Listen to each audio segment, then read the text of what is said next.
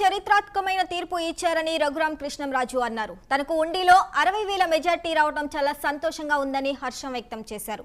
చంద్రబాబు పవన్ కు అభినందనలు తెలిపారు. తమ ప్రాముఖ్యం అటు అమరావతి రాజధాని ఇటు పోలవరమేనని చెప్పారు. నా రచ్చబండలో మాట్లాడుకుంటున్నాం. గత నెల రోజులుగా మనం అందరం రెగ్యులర్గా కలుస్తున్నాం, మాట్లాడుకుంటున్నాం రచ్చబండల్లో. నేనేం చెప్పాను, మే 14వ తారీఖు వైఎస్ఆర్ కాంగ్రెస్ పార్టీ మృతి చెందింది, జూన్ 4వ తారీఖు పెద్ద కర్మ అని చెప్పడం జరిగింది. నేను చెప్పిన దానికి ఏమైనా తేడా ఉందా? ఏ రోజైతే నన్ను తీసుకెళ్ళి వాడు చంపాలని చూశాడో అదే రోజు ఎన్నికలు ముగియటం అనేది దేవుడి సంకల్పం. ఎందుకంటే 13 ఎలక్షన్ అయింది, 14 గంటలు అనుకోవచ్చు, కానీ చాలా చోట్ల పోలింగ్ 1 గంట 2 దాకా జరిగింది. సో 14కి ఎక్స్టెండ్ అయింది. విపరీతంగా జనం ఓట్లేశారు, కసితో ఓట్లేశారు. ఇవాళ అనుకున్నట్టుగానే మరి చివరికి 10 మిగులుతాయేమో కూడా చెప్పలేం. మెజారిటీలు కూడా మనం మాట్లాడుకున్నప్పుడు మీకు ఎంత మెజారిటీ వస్తుంది అనుకుంటే, ఉండిలో ఇంతకుముందు ఎప్పుడూ రానంత మెజారిటీ వస్తుందన్న, గుర్తుందా మీకు? అప్పుడు గతంలో 38,000 హైయెస్ట్, అది దాటుతుంది అనుకున్నాను. కానీ ఇలా 60కి చేరువలో ఉంటామని అయితే నేను ఎక్స్పెక్ట్ చేయాలి, నిజం చెప్పుకోవాలి. ఇదంతా చంద్రబాబు నాయుడు గారి, పవన్ కళ్యాణ్ గారిలా కష్టం, చంద్రబాబు నాయుడు గారి కష్టం, కళ్యాణ్ గారి త్యాగం కలగలిపిన విజయం. ఇవాళ మనకు వచ్చిన ఈ విజయం, దీనికి కేంద్రంలో ఉన్న భారతీయ జనతా పార్టీ సరైన సమయంలో అండదండలు అందించడం ఎంతో ఆనందదాయకం.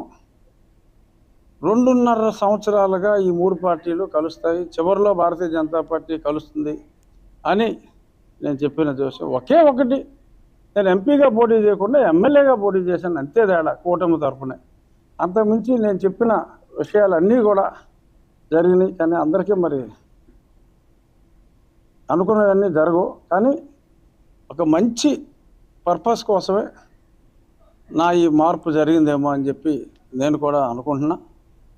ఈ గొప్ప విజయానికి కారణమైన చంద్రబాబు నాయుడు గారికి, కళ్యాణ్ గారికి, అలాగే అద్భుతమైన సహకారాన్ని అందించిన నా ప్రజలకే కాకుండా మీడియా మిత్రులకు, ముఖ్యంగా మీ అందరికీ కూడా నా హృదయపూర్వక ధన్యవాదాలు తెలియజేసుకుంటున్నా. మరి ఒకే ఒక్కడు రవిప్రకాష్ అండ్ కేకే, మరి వాళ్ళనైతే ఒప్పుకోవాలి. చాలా కరెక్ట్ ప్రిడిక్షన్, 150 దాటుతాయని చెప్పి వాళ్ళిద్దరూ చెప్పారు. మిగిలిన వాళ్ళందరూ కూడా పాపం దురదృష్టమో లేకపోతే వాళ్ళ అఫిలియేషన్లో whatever may be the reason దారుణంగా దెబ్బతిన్నారు. అతి దారుణంగా దెబ్బతిన్న ఒక పనికి మాలిన దరిద్రుడు ఎవడన్నా ఉన్నాడంటే వేణు స్వామి గారు. వాడికి నా గెలుపుని కానుగ్గేస్తాను అనిపించిన వాడికి ఓడిపోతానని చెప్పాడు. అప్పుడే చెప్పా, అమ్మయ్య నువ్వు ఓడిపోతానని చెప్పావంటే నా గెలుపు ఖాయమైందిరా బాబు అని చెప్పాను.